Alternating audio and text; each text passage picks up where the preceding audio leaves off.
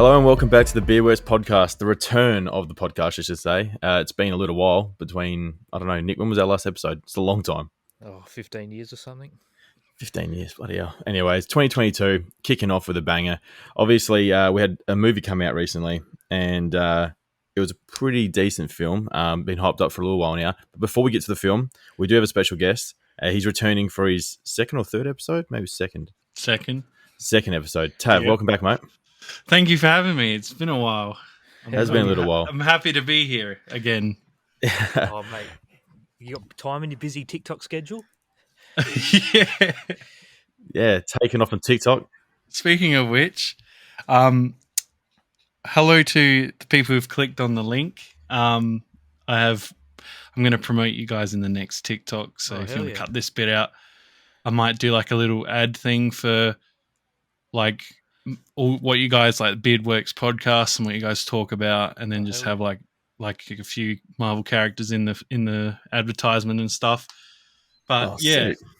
The link people to your podcast because I'm sure people will be interested in this. So hello to the viewers who clicked on the link that I put for the podcast. Yeah, thanks, welcome. We'll try to be more consistent this year. Last year with uni and shit is just fucking hectic, and there was nothing coming out for ages. Yeah. No, man, we appreciate that. That'd be awesome. That's all right. Yeah, obviously we've been doing this for a little while now, so but we have been a bit lackluster over the last few months. Like I said, Nick, going into uni, work was pretty busy for myself, and then coming into the Christmas break, it's just absolutely nuts. So, but in saying that, over the holidays, there's always new content to talk about, whether it be video games or TV shows, movies, and that's the thing we're going to talk about right here today, and that's the biggest hitter probably at the moment from the Marvel Universe, and that's Spider-Man. And so in December, we had Spider-Man No Way Home release, and it was a massive warm reaction from fans across the world. There's so many people talking about it being the best Marvel film ever. I mean, it's still up in the air for me for that, but I still think it's one of the biggest and best celebrations of Spider-Man over the last 30 years, which we're going to be talking about spoilers, guys, so if you are listening, please click off. But if you haven't seen Spider-Man yet and you're a fan, then it's your own fault, because this movie is a good film. So starting off, let's cut the bullshit. All right, the introduction of all the Spider-Men on screen together. Tav, we'll get your thoughts first. What are your thoughts on that? Well, see, it's just crazy. It's like you know them.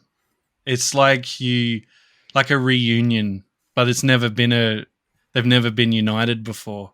But how well do they work together? It's unbelievable. It is fantastic how well they work together. And the dynamic, going from the Tobey Maguire, the oldest, in a certain aspect, the oldest brother, the guardian of them all, the guy, the wise one, he's been through it all, he hasn't had much bad luck as those two though, the younger ones, but he's very wise, I think, in this film. He's got that wise factor to him, and it just makes me feel like I've reunited with a long lost friend from childhood. Yeah, 100% and it's just agree. Crazy to see those universes just literally just intertwine, and yeah, it's amazing. Nick, we were there together watching this film, and we both looked at each other when we saw this part, and we're like, yep, it's happening. And we saw some leaks, and there's so much hype around it, and we've said it many times before, is that if Marvel didn't jump on this train, why these actors are still keen on doing this kind of stuff, then they'll miss a massive opportunity to bring these guys into the universe for at least an on-screen collaboration. So, I mean, you were there with me, and what were your thoughts in that moment when we were watching it? It was wild. I was freaking out because Andrew runs in, but Toby comes in not even in the suit, and he's still got a better reaction than Andrew. Everyone wanted Toby back, and he was back. That interaction between those two in that room was so classic, because they're sitting there looking at each other, and their spider senses both kick off at the same time, and it's cool. But I also liked how MJ and Ned sort of asked Andrew to prove that he was Spider-Man, and he. Like, hands down, I've always said that Toby was my favourite Spider-Man, and Tom's a good Spider-Man. Andrew had a bit of a rough gig with his two films, but I think that he was still a good Spider-Man. Now, this might, people might shoot and throw daggers at me now, but I think Andrew is now my favourite Spider-Man out of all three of them. I don't know if Andrew's my favourite, but okay, the original Spider-Man movie, the Green Goblin one, 2002, was my favourite Spider-Man movie. But now this new one is my favourite, and like I can't choose a favourite anymore because they're a team now. There's the three Spider-Men. It's not just Spider-Man. Yeah, So, I think what you get from this film is it really irons out the stigma around Andrew Garfield playing Spider in those Spider-Man movies, like not the actor, so around the Amazing Spider-Man films, I should say. Yeah. And how he wasn't really dealt the greatest of feedback from the films. And I think this film really he probably outranks them in my eyes. Like, I agree with you, Scads, that it's like he's been given a second chance at being Spider-Man, and from what I've seen, he was probably the most passionate about being Spider-Man. So you read so many articles after this film, because leading up into the film, he couldn't say obviously anything. Between him and Toby, they're like, "No, we do not exist in this film." They're completely denying it. But you can see now, after they've done that, and he's had the interviews and stuff like that, you can see how passionate he is for the character of Peter Parker and Spider-Man, and you can just tell that this guy was never the wrong choice. I feel like his just error was the error of that Spider-Man at the time. Fox just didn't do a good job with him. And they even joke about that in the movie. Or Sony, is it? Sony. He's like, Fox. "Oh, I've just fought a dude in a robot rhino suit." Like he's even joking, like he got dealt shit scripts and stuff. Like he didn't get the cool aliens and all that interactions like the other Spider-Man got. But he's got a cool movie now. Yeah. For sure. And we look back now, and you can think of those films as now. I look back and I think those Amazing Spider-Man films aren't bad. I really enjoyed Andrew's Peter Parker version, even though he's a little bit too cool to be the geeky kind of Spider-Man. But they're all individually different. Like, you look at Tobey Spider-Man, he's like a real nerd and a real not low life, but like the bottom feeder. And then you've got Andrews, who's that cool kid, but he's still got it all down packed. And then you've got Tom's, who's I think a mix of both. But like, he's still got the kind of technology from Tony Stark. He's got all this other kind of stuff towards him. He was an Avenger, so he got thrown into that real quick. So we didn't get to see a normal Peter Parker with Tom's. It was boom, shot to stardom, and then stuck there. If you know what I mean. I love the new suit as well that Tom's made, like the mix of Andrew and Toby, like real classic Spider-Man. Yeah, thing the you ending see at the end. That's so good. A little homage, paying to those past Spider-Man, which was really awesome. Now, we've all discussed, now with not our favorite Spider-Man, but like the Spider-Man, how cool it was, and how, it was just a living dream, really, to have all these characters on screen together. Let's talk about the villains. So they've brought back majority of the main villains from the films, bar a few from Tom's universe, because they've pretty much gone for good. Well, so we think. Out of the group, who do you think was... Obviously, William Dafoe was the top dog. And his performance in this... Like, the Spider-Man #1 was great. Like, I think the Green Goblin was a great enemy. I love Doc Ock in Spider-Man 2. Spider-Man 2 is one of my favourite hero films of all time. Just because I think it was well written on both sides of it. It wasn't just, just an action or hero story. It was a really good, drama, I felt, with Peter's off-screen life, off Spider-Man kind of thing. But yeah, like, the first villain we see is Doc Ock straight away. And it's a nostalgia hit, really, isn't it, straight away on that bridge. And we saw it in the trailer, but it was different watching it in the film. What were your guys' thoughts on that little bit?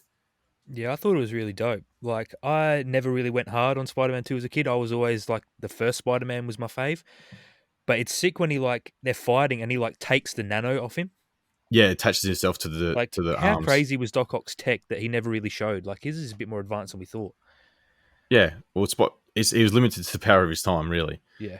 And that little interaction, he goes, "You're not Peter," and then all of a sudden the Green Goblin rocks up and throws the bomb and explosions happen, but then they quickly get out of there and Doctor Strange explains it. Now, Tav, you've seen, you're a bit of a Marvel guy. You like your movies. You've seen most of them. Yeah. do you like the whole thing with Doctor Strange being involved in this movie, the way they sort of broke open the multiverse that way? Or do you reckon, have you seen WandaVision and Loki? Yes, I did. I really like that the whole of last year, basically I would call it the perspective collection of Marvel series, because you got a glimpse of the multiverse unraveling through each episode, through each series that came out. Yep. And I think Doctor Strange is like the character that I never really knew about until, like, I didn't even watch the first movie. I couldn't get into it. But watching Avengers, he feels like a comfortable hero. He really makes you comfortable about how things unravel, you know, and he's really good at what he does. And for that, I think him coming out, like his next movie that's coming out next, will really shift the way I think about Doctor Strange completely, because he's starting to grow on me from the point when he entered the Marvel universe. For sure. So, and we're going to we'll talk about at the very end of this episode, we'll just talk about a quick overview of the trailer and, you know, the new Doctor Strange in the Multiverse of Madness. But the whole reason I asked about those other TV shows is the fact that the reason this film happens is due to the fact that Doctor Strange and Peter stuff up a spell. Now, when I first saw the trailer, I was like, is that really the whole reason that this movie goes all pear-shaped, like as in the whole universe, I should say, in this point, was because of a botched spell? I feel like there could have been something a little bit more. This is my gripes with the film. Obviously, I'm going to be harsh because it's a Marvel film and they've all got their problems, but we should also hold them accountable for, you know, not making it the way I want, I should say. That's a bit harsh way to say it. But the point I'm trying to say is that they make it seem like this botch cell screwed up everything, and they make it seem like that in the whole film. But there were so many other avenues they could have gone with Loki's situation and WandaVision's situation. I understand that probably is like an Avengers level situation. If they say that this hasn't happened in the timeline yet, but yet Multiverse of Madness takes place after WandaVision's story. So there's just so much there. I feel like they could have used one of those aspects instead of using a botched spell. I mean, Doctor Strange had to be in the film. Well, he didn't have to be, but that's the way the route they went. But they could have used one of those two storylines to sort of break into the Spider-Man verse to bring them all together. Yeah, but they had to make it still a concise story for a movie for people that don't watch the series. Like, if they're hinting at shit from WandaVision and someone doesn't watch the series, they'll be like, what's happening? Yeah, which is, I mean, that's what happens when you're someone like us. Like the three of us, I mean, Tav, you obviously haven't seen Doctor Strange, the first one, but you've grown into, like you're saying. But Nick and I, we've watched everything from the Marvel Universe. So it's really hard to think that, you know, you've got all these other little pieces of the puzzle that you could put in there to make this more realistic. But I understand now, Nick, that with your situation, you're saying how, you know, they need to make it a concise story and not add in other stuff at the moment because people haven't seen the shows maybe. So that end of it makes sense, but it sort of bothered me a little bit because I feel like Doctor Strange is a real... he understands how important the multiverse and all these things that happen are to the overall, you know, Marvel universe, and how bad it can get when things go wrong. So it feels really strange that he did it and allowed it to happen, if you know what I mean, even though Peter sort of interrupted it. Yeah, that whole scene felt very character breaking for me for Doctor Strange. He gloats how much he's the I forgot the word, Sorcerer Supreme. Yeah, he is that, but he's the basically in my eyes, he's the protector of Earth and time in terms of the you know, just reality, you know, like he'd be the closest to the whole mystical like the stones and going in time. And he had the time stone. So he's basically the protector of existence in that world. Well, he knew the sacrifices that had to be made in Infinity War. Like and that's the thing that sort of confuses me. Like there's so much responsibility as like the Sorcerer Supreme, or, you know, this Grand Sorcerer, and he made that decision in Infinity War and Endgame that, you know, this is how it has to happen. He knew that Tony was going to die at the end of Endgame. Like that's the one outcome he knew that they could win if Tony died. Hence why he called everyone upon him to help out the battle. Also, why was Pepper there? Because Pepper he knew that he was going to die, so he brought Pepper along as well. And yeah, so that's the part that sort of baffles me. Is like he's made some big decisions in the past that changed the fate of the universe, but this could destroy that universe if he botches it, and he did. Yeah, and for a teenager's hero identity to be revealed, and he's thrown a favor to him, and I feel like people would defend the fact that when Doctor Strange went completely out of character by tweaking this spell 6 times, 6 rings in this spell, people would probably, hardcore people in denial would just say, because he has a soft spot for Peter, because Peter helped save, and Peter reminds him of Tony, and he feels like he owes Tony a last favor. All that sort of, people could brush it over with that whole perspective, and I'm like, nah. The guy who held the time stone and protected the time stone is acting like this, doing a favor for a teenager who lost his identity because someone couldn't get into his friends couldn't get into a university. A university, It's crazy. It is a bit crazy, isn't it?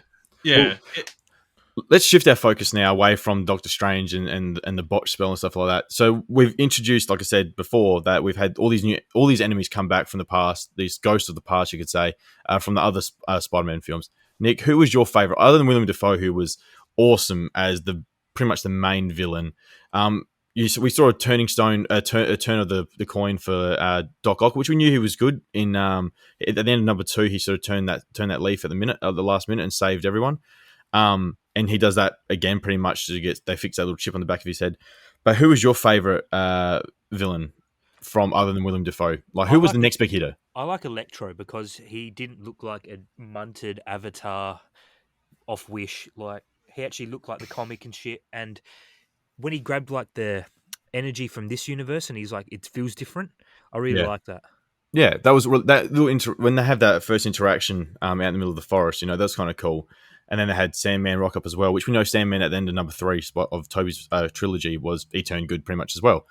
And this is what this is the gripe I had. I know that Sandman pretty much turned good, Doc Ock pretty much turned good, but he turns good pretty quickly once they fix that chip in No Way Home.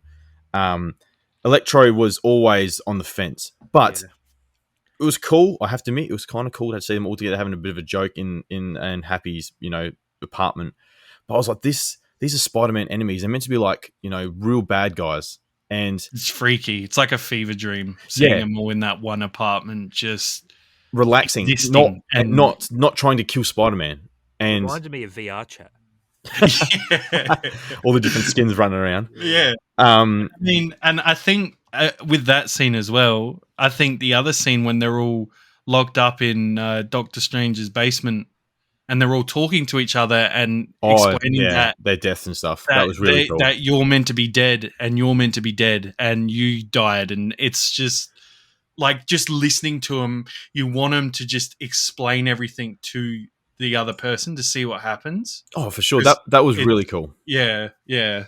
But that was one of my little. It's like these guys are meant to be nemesis, like Spider-Man's nemesis. They're meant to be all like the Sinister Six and stuff like that. They're meant to be all against him, and they're sort of chilling out, going, "Oh yeah, no worries. We're at our second chance. We're gonna go back to our own universes." And I didn't mind the idea of saving them, so then they didn't die in their universes. But I was like, that sort of rewrites a lot of these other Spider-Man's universes, as in they'll get put back in their place.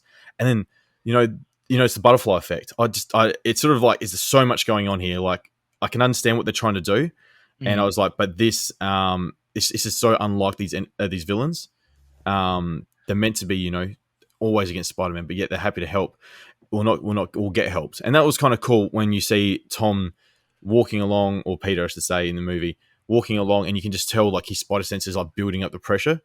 That was a really effective scene when he walks across and they're like looking around and goes, "What's wrong?" And he goes, and it's just like that really high pitch tone, and then he just shoots the web and catches Willem Dafoe's character, and it's just like, and he goes, "Oh, you've got me here." But how cool was it to see how strong the Goblin really is? When he UFC lands him through the floor in the hallway and goes through like 3 levels of apartment building. I think they think that scene, I was Nick told me before I seen the movie, because I was absolutely littered with spoilers. Oh no. But I didn't really mind. I was more focused on the fact that I felt whole, that I knew that they were going to be in the film, and I had so much hype when I saw it. Yep. And I went to speak to Nick, and I'm like, oh my God, I just want to say it. I just want to say it. Obviously, it didn't. Obviously, it was hard because I was so hyped for it. And, seeing that scene where you see Green Goblin, do a full sandwich of Peter through those floors, like at the first part, it's like, it's weird because you don't really grow characters. Actually, this was the sort of the thing that I was thinking about the other day when I was talking to my partner Kelly. I was saying, I really enjoyed Spider-Man. Like I was telling her about how there was a stigma around Andrew Garfield, but I said to her, like, the reason why I didn't really watch The Amazing Spider-Man was because maybe it was a certain point in life that I wasn't really into superheroes. So it's going from being a kid watching all these superheroes and then going through those teenage years, and you're not really focused on that stuff. And then once you get to that point in life where I am now, like where we are now, we really start to enjoy it again. You know what I mean? Like a lot more than we used to. Yeah, nostalgia. So it kind of comes back. Yeah. And that's what I was saying, like all these villains have a really, like, they've all been given this really different perspective. It shows you how powerful they can be. Yep. How they mix in the Avengers universe, like just throwing them all into this new advanced technology phase where, the Avengers, Tony Stark is really modern, improved living in this universe, and it's just crazy just seeing everyone in this place, obviously with Electro having the best better electricity than his, and Lizard, what's his name, Dr. Connors, I mean, there wasn't really much story there. I think that was really well covered, but I think the person that really stood out for me was, and I think was not really given justice, was Sandman. Like, Sandman was more of, he went with the flow. He was a passenger. He didn't really care what outcome happened. He just went with it. He was alive at the end of Spider-Man 3, and he saw his daughter again. He had a happy ending. So to bring him back in, it was a little bit different. And that's why I was a bit confused at the end when he sort of like just joined in with the battle. It's like, do you really have a point? Like, you should be just helping Peter and like Doc Ock did. The Spider-Man. So, but I completely agree. They all had their own little stories. Like, other than, you said, the Lizard, but that was covered in this Amazing Spider-Man, and Electro had a good, like, him becoming sort of like a bit of an alpha when he came to this fun. Like, whereas in the last film, he was just like a bit of a nerd, crooked teeth, glasses, funny hair. He came to this and it's like Jamie Foxx just walked off the street pretty much and turned into Electro, which is kind of cool because, that's how it went.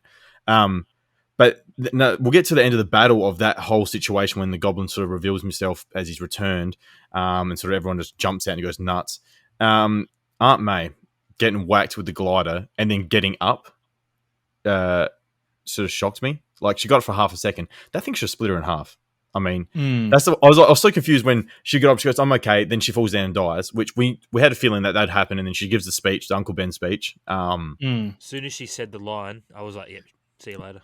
But it's just, I watched her get wiped out, man, and I was just like, "She's dead. Like, there's no way she's getting up. Like, that body is snapped in half." And the fact that she got up, I was like, "Okay, what's going on here? Is this plot armor?" And then she dies. Adrenaline. Can't walk, but I guess Spider-Man's just picking me up, so it's fine. We then see Spider-Man, like, it all goes to crap real quick, and that's when we sort of talk about now we can talk about Ned, and he's all of a sudden he's been told he's got powers from his grandmother, like magic powers when he was younger from his grandmother, and he opens up the portals, which I'm not completely it happened so quickly, considering that Doctor Strange took ages to master that, and he was never a gifted student, as in with the magic kind of style of things, but for Ned just to open up a portal and say, I want Peter, and all of a sudden that brings in both Spider-Man. I was like, okay, this is just really forced. I feel like that's how I felt it anyway. Yeah, I don't know why he didn't do it a third time. Let's see, who are you going to bring through? Like get Tom animated, Holland, animated Spider-Man. Wow. But no, that and that's when that brings in that story of those two, of Toby and Andrew coming to this universe, and like that scene. Like, I was wondering why it was. I think they brought in Andrew first because he's probably the most likely to want to do the role, whereas Toby, you know, he's older now. Like he's just not that kind of. He doesn't act as much anymore. Yeah. So when you saw Andrew come through and take the mask off, I was like, "This is amazing." He looks so cool as Spider-Man again. He hasn't aged. No, and then you have Toby come through, who's obviously aged. He's the older guy, got the receding hairline, which is fine because he's an older Spider-Man. That's how it works. The whole talk with Tom, I didn't mind that. Obviously with Peter, and how he's saying to him, you know, hey, listen, we've all lost people. And I thought that was kind of cool because, yeah, Andrew's, like you're saying earlier, Tav, has lost a lot in his Spider-Man series compared to the other two. Yes. So to have him open up and say, you know, I've lost my MJ, I've lost Gwen. So I was like, yeah, he is visibly upset, which is like, it just builds that story up saying, hey, we've all lost people. Let's don't. And this is such a common thing in life in general. Young people will come in and they'll say they'll be gutted over a breakup, like their first girlfriend, and then the older guy that's been divorced and his kids have been taken is just like, hey mate, you'll get through it, it'll be fine. And he's like, I won't get through it, you know. Yeah. But then we get the really cool talk when they all come together and they say, hey, let's solve this, let's fix these guys, and all three Peters are working in the lab to get things going. That was a cool little dialogue. And when Ned's like, hey Peter, and he's like, oh, hang on, and you know, I feel like Andrew Garfield's Spider-Man had nothing left in his universe. He should have stayed. He's still the Spider-Man in his universe. Yeah, but like, he's never even had any big villains. What I found really cool. Well, we'll talk about what the potential after this film, but the part I found really cool was when they're talking all together on the Statue of Liberty, you know, having that little discussion. You know, he's like, I want to fight an alien. That'd be really cool. And that's why we saw Venom. Like, the talk is that Venom is from Andrew's universe. Symbiote stayed in Tom's universe. So then that will create stories for later on.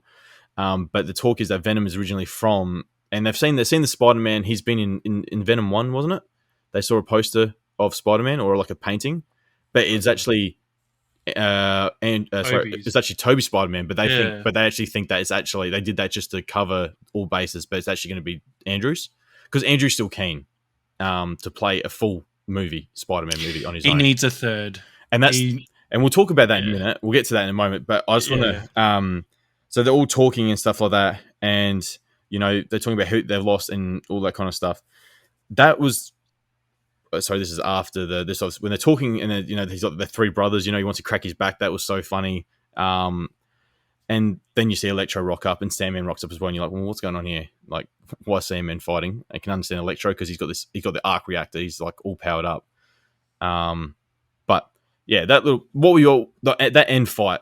Okay, let's wrap it up to there. Obviously, have a few different waves of enemies coming in at once. But that end fight, were you guys happy with that? Yeah, Sandman was a weird choice. He didn't he had his happy ending. I don't know why he's bitter still. I feel like they needed an even fight, I guess. Yeah. You know, 3 Spider-Mans, which is weird.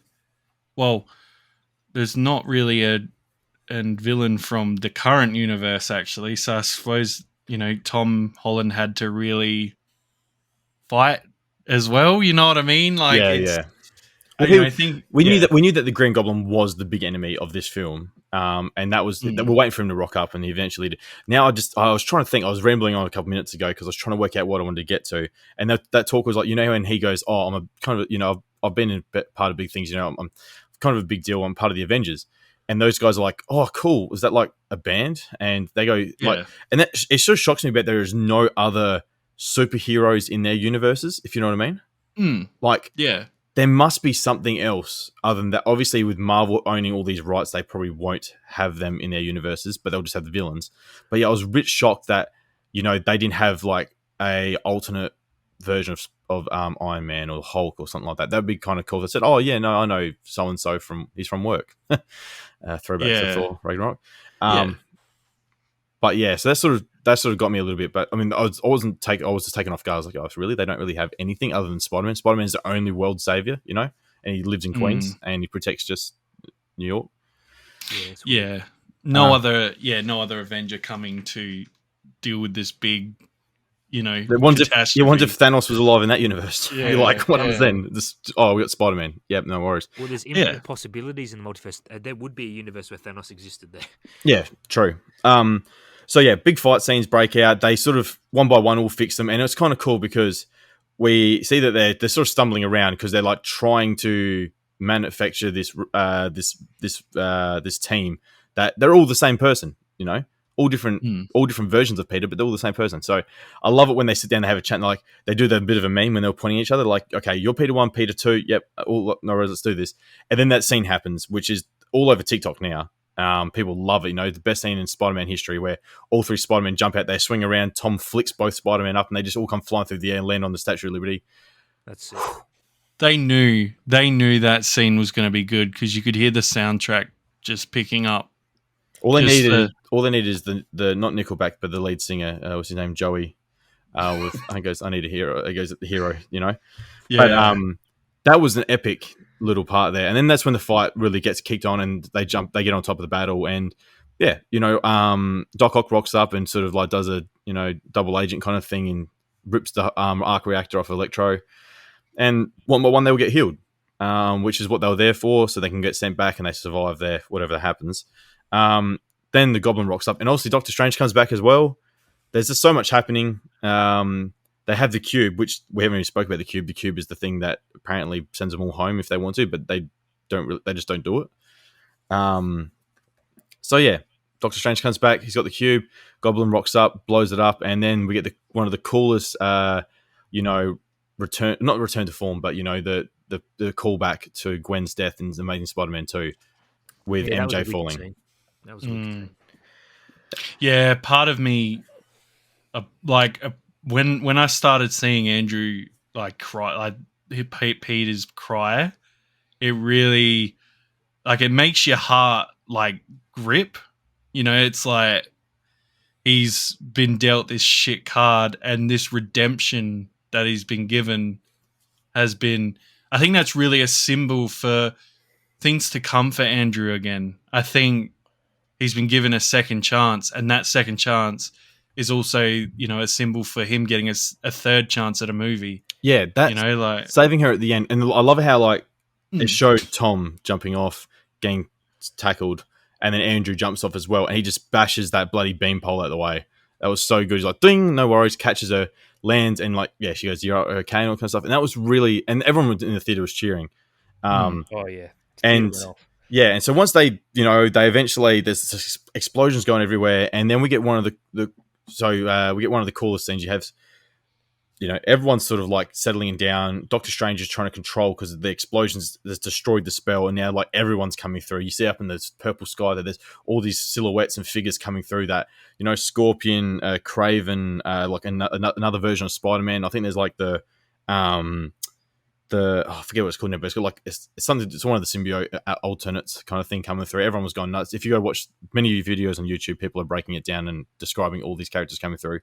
While Doctor Strange is trying to control that, you have Peter versus Green Goblin, and that it's just a rage infused battle because obviously with Aunt May dying, he's just going to town on William Dafoe's Goblin, and the Goblin wants to break Peter. I think he would have let him kill him, really. Not saying let him kill him, but he was getting overpowered. Peter was bashing down on him. And then you get the whole, he's about to stab him with the glider, reminiscence of, him getting stabbed by his own glider in the first Spider-Man film. And boom, jumps in Tobey Spider-Man and just holds him off saying, this is not the way. I thought Tobey was going to die in that scene. When he got jabbed in the back anyway. Yeah, I thought he was there. That's it. If they killed him off, that would have been a more impactful ending. But I know they didn't want to do that because they want to leave that door open, I think, just in case, and which we'll talk about in a moment quickly because we're running out of time. But Toby's face there, there wasn't much expression in it. It was just dead. I was just did he really want to be here? Some of those scenes. Yeah, I don't know. He's probably done that many movies. He's a bit old now, Toby. But he just. I mean, I didn't mind it. Like he's just like, but it was very dead inside. He's like, don't do this. Like, but he's just like, and then they eventually put it down. He gets stabbed. They save everything pretty much, and that's when Peter makes the decision, say, "Hey, listen, erase it from everyone's memory that I'm Spider-Man." And he goes, "The universe will go back to normal. Say your goodbyes." And Doctor Strange is like, "You don't have to do this. We can save this without doing that." And because like all of a sudden, Doctor Strange is like a massive simp for Spider-Man at the end. Like even bigger simp. Like he did it earlier, said no to the spell, no to this, and tries to change it all. They have a bit of a battle in the reverse, or the reverse world, whatever it's called, the dimensions. But he's like he goes, even I will forget. And he's like upset. I'm like, dude, you aren't even. Who cares? Like you're the Sorcerer Supreme. You've got bigger things to worry about. And I don't understand why he would forget. He cast a spell. Surely you don't get affected by your own shit. I don't know. Yeah. But anyways, he says his goodbyes. We get to see a good interaction between Toby and Andrew, saying, hey, no, it's been really awesome. You see Toby because you see that Andrew loved this. He loved doing this part for this film. So they go back to their own universes. Everyone forgets who Spider-Man is, and it sort of just breaks apart.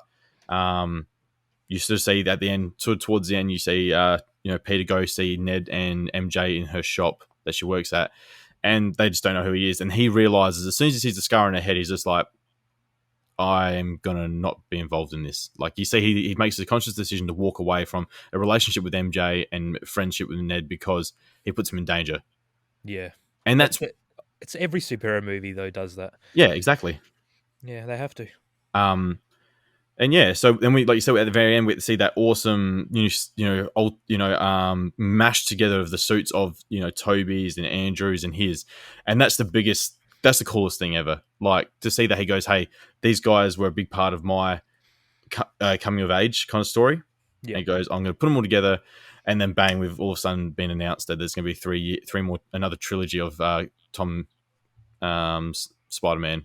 It's going to be the college years. So, which would be kind of cool because I think it'll be a lot more isolated. It won't be world-ending stories, which would be cool. I'm hoping. Oh, we forgot about the biggest cameo out of the entire film, and that was Matt Murdock. Oh yeah, Charlie Cox's Daredevil. Unbelievable. That guy's one of my favorite characters in the Marvel universes. And that's not even multiverse shit. That's just he exists in their MCU world. So, I'd love to see a team up of him and Spider-Man in the next Spider-Man film. That'd be sick. Red. But yeah, all right.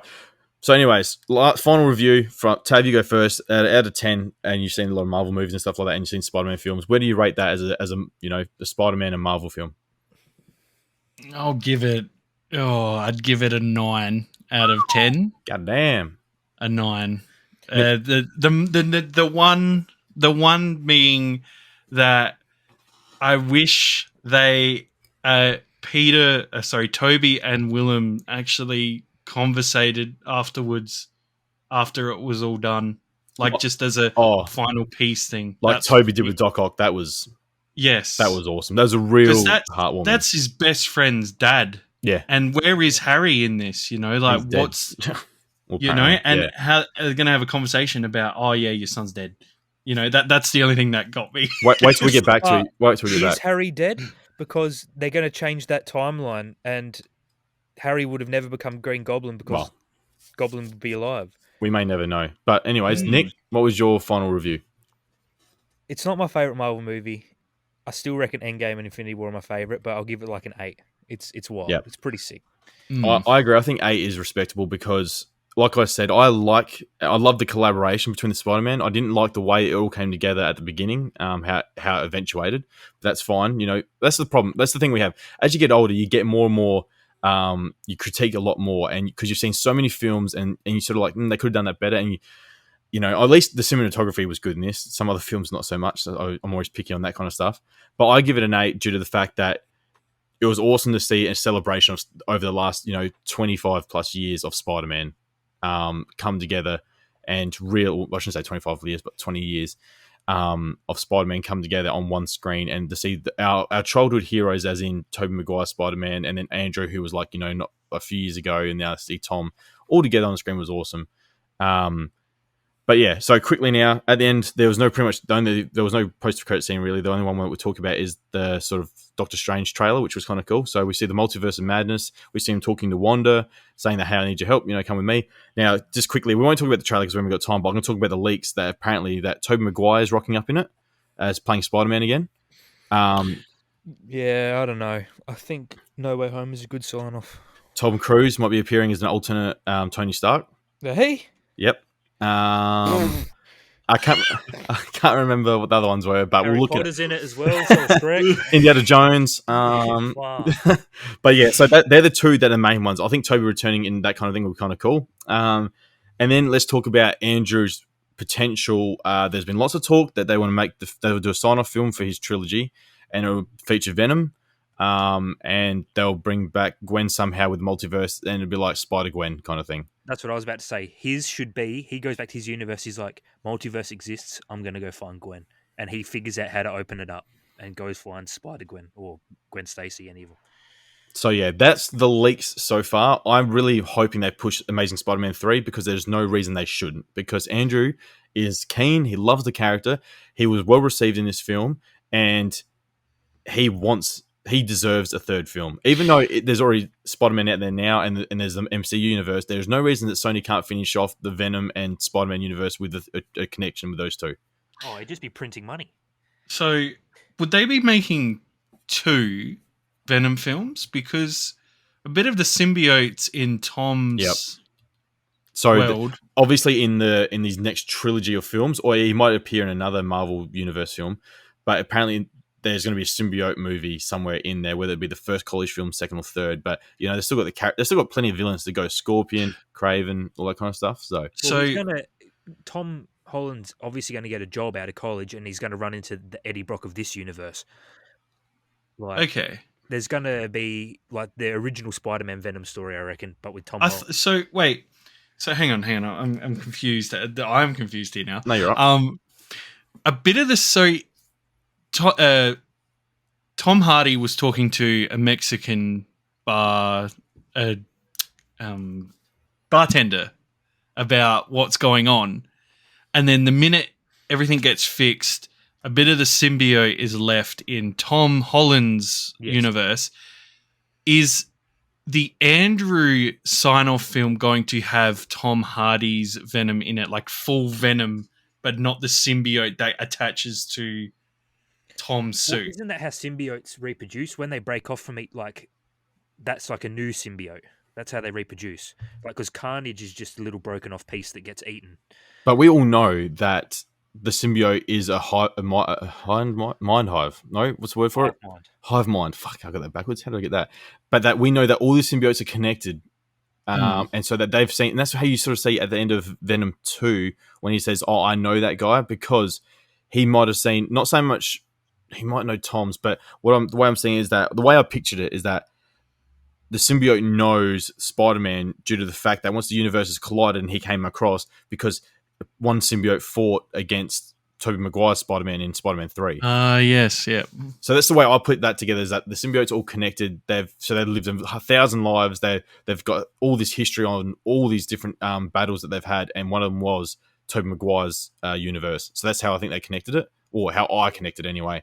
But that's a good point. Yeah. Honestly, though, I would be at the moment now. I am more hyped for the Amazing Spider-Man 3 than any other MCU movie if it goes ahead. Because we got Blade coming. That's all that's going to matter. Blade, true, and we got Thor: Love and Thunder and Guardians 3. Shang-Chi 2. Can we get onto that? Because Shang-Chi 1 was freaking sick. Morbius. I think Morbius will be a good change in Marvel films. Good to see they changed it from January to February. Otherwise, we know it'd be an absolute flop. Yeah. But Morbius looks good. I think we are out of time, guys. But I think we've done a pretty good. We've just jumped around a bit of the movie, but we talked about the main points, which is the most important part, and that's the part that I wanted to talk about. Stuff that's being watched right now and that has been watched recently. The Witcher season 2. We'll talk about that eventually. I'm still in episode 4, I think. But the Book of Boba Fett. Nick and I have started that. Have you started that yet, Tav? Nah, I haven't. So the Book of Boba Fett. Watch it, Dylan. It's good. It's not a bad start. I have to admit, it's pretty good fun. we've got some other stuff coming up. We've got some games. Nick and I have both finished Guardians of the Galaxy on PlayStation 5, which was good fun. We're both currently playing Returnal at the moment, which I'm close to finishing. But yeah, so we've got some good games coming up. We've got one of the biggest hitters of 2022 coming out next month. Is that Elden Ring. Elden Ring, which looks amazing. Which we're going to probably play some co-op, and if we go through that co-op situation, we'll probably just do some recording and chuck it up on YouTube for people to watch as well. Yeah, we'll record boss fights at least. But yeah, so this 2022 has a massive things coming out. Like I'll do my little segment here, which will be 2 seconds. Which will be Attack on Titans Part 2, like Season 4, the final season, Part 2, released yesterday, the first episode. Well, whatever. Oh, wow. So that has the manga's finished obviously last year, so they've got all the source material. They're going to smash it out now. So keen to see this. It's a modern classic. Attack on Titan is a modern classic. I'm saying that here. And Demon Slayer, the Entertainment District arc is halfway through at the moment, and it is absolutely a killer season so far. Yeah, it's just big year for movies, anime, video games, comics, everything. So we will be talking about that most weeks. I think that's the way to go. That's all we talk about pretty much on this channel, on this podcast. Gosh. Anyways, I think that's about it. Tav, thank you so much for joining us, mate. My pleasure. We will link your channel because I had trouble finding it earlier. And his TikTok, so all of our 2 subscribers can hear him. Yeah. So yeah, we'll put some mentions in our comments for you because it's been an absolute pleasure having you back. We love your insight and we love all the hard work you do.